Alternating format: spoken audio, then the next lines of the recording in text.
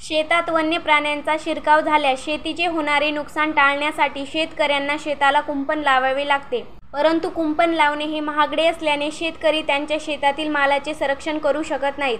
त्यामुळे शेतकऱ्यांसाठी महाराष्ट्र शासनाच्या वतीने तार कुंपण अनुदान योजना सुरू केली आहे. शेतकऱ्यांना शेती करत असताना अनेक समस्यांना सामोरे जावे लागते. अनियमित पाऊस, दुष्काळ सदृश परिस्थिती, पाणी टंचाई आणि वन्य प्राण्यामुळे होणारे नुकसान यामुळे शेतकऱ्याचे आर्थिक नुकसान होते. हे टाळण्यासाठी राज्य सरकारने तार कुंपण योजना सुरू केली आहे. या योजनेअंतर्गत सरकार 90% अनुदानावर काटेरी तार कुंपण उभारण्यासाठी मदत करत आहे. तार कुंपण योजनेअंतर्गत 2 क्विंटल काटेरीसोबतच 30 खांब उभारण्यासाठी 90% अनुदान दिले जाते. शेतकऱ्यांना उर्वरित 10% रक्कम ही शेतकऱ्यांना स्वतः भरावी लागते.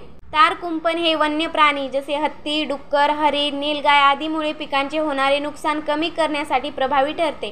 त्यामुळे शेतकऱ्यांनी या योजनेचा लाभ घेण्याची आवश्यकता आहे. शेतीमधील पीक सुरक्षित राहावे आणि वन्यजीवामुळे पिकांची होणारी हानी टाळता यावी यासाठी राज्य शासनाने काटेरी तार कुंपणासाठी आर्थिक मदतीच्या योजनेस प्रारंभ केला आहे. या उपक्रमामुळे पिकावर होणारा परिणाम कमी होईल आणि शेतकऱ्यांचे उत्पन्न वाढण्यास मदत होईल. तर तार कुंपण योजनेच्या काय अटी आहेत बघा. तर शेत जमिनीवर कोणत्याही प्रकारचे अतिक्रमण असू नये. वन्य प्राण्यांच्या नैसर्गिक मार्गात येणाऱ्या जमिनींना ही सुविधा मिळणार नाही. ग्राम परिस्थिती विकास समिती किंवा संयुक्त वन व्यवस्थापन समितीकडून संमती पत्र अनिवार्य आहे. योजनेतील पात्र शेतकऱ्यांना 2 क्विंटल काटेरी तार आणि 30 लोखंडी खांब उभारणी करण्यासाठी अनुदान मिळते. तर अर्ज कोठे करायचा आहे बघा. शेतकऱ्यांनी पंचायत समितीकडे अर्ज सादर करावा.